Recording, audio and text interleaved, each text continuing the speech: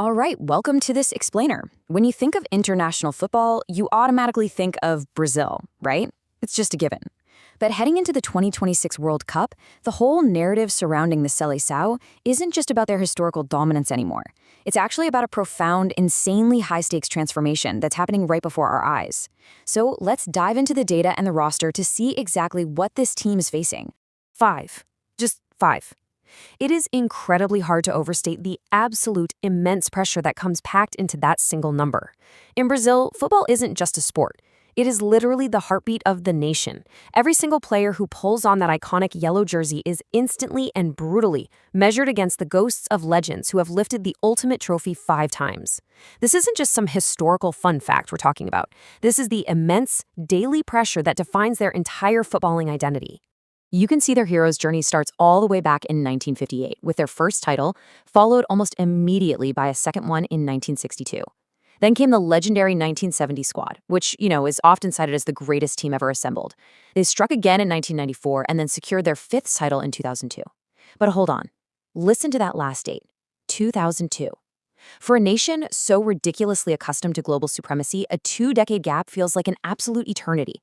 It builds this ravenous hunger. And as we look toward 2026, that historical context is the engine driving their entire current campaign.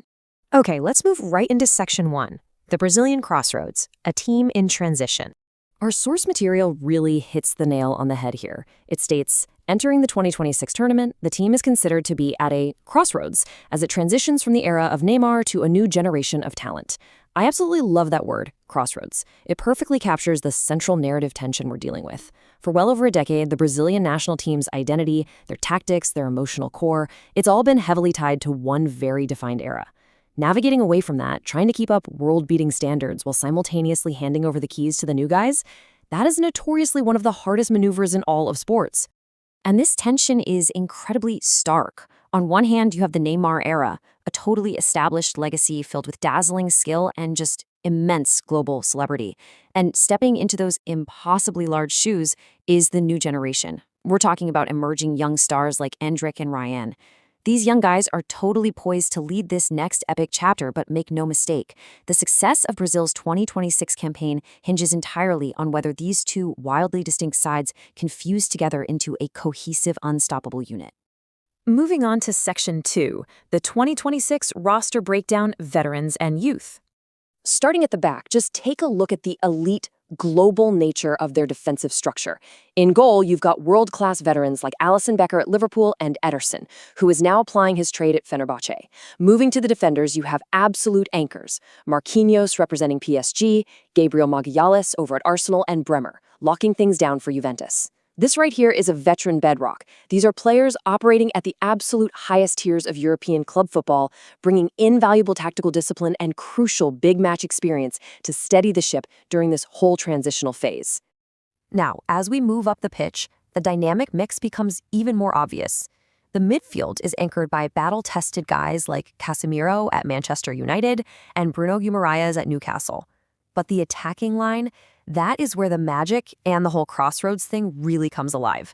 You have world-famous legends like Neymar Jr., fascinatingly now back at Santos, alongside Vinicius Jr., who is just dominating at Real Madrid. But right next to them are the crucial young prospects we just talked about.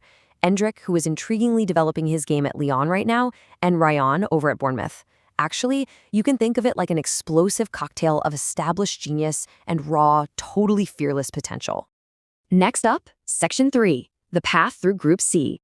So, Brazil has been drawn into Group C, and their schedule basically reads like a massive, high-stakes East Coast tour of the United States.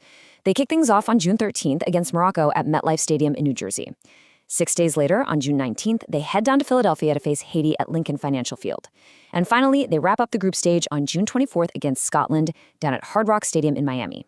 That's 3 very different opponents, 3 massive iconic stadiums, and 3 absolutely crucial opportunities for this blended squad of veterans and youth to find their rhythm and prove they can still dominate the world stage.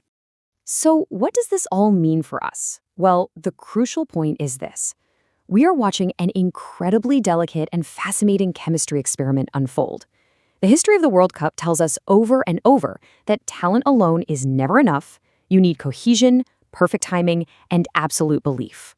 Will the ultimate mix of these elite, battle-hardened veterans and these super hungry emerging young stars be enough to secure that legendary 6th title? That is exactly why this specific roster makeup matters so deeply. If they get the balance wrong, the pressure of that 20-plus year drought will crush them. But if they get it right, we are literally looking at the birth of a brand new footballing dynasty. Think about all those names we just covered. Look at that upcoming schedule and ask yourself, can Endrick, Rayan, and the veteran core conquer the crossroads and finally bring home title number 6? The stage is officially set. The transition is fully underway, and the entire world is going to be watching to see exactly how this generational story unfolds on the pitch. Thanks for joining me for this explainer. I'll see you in the next one.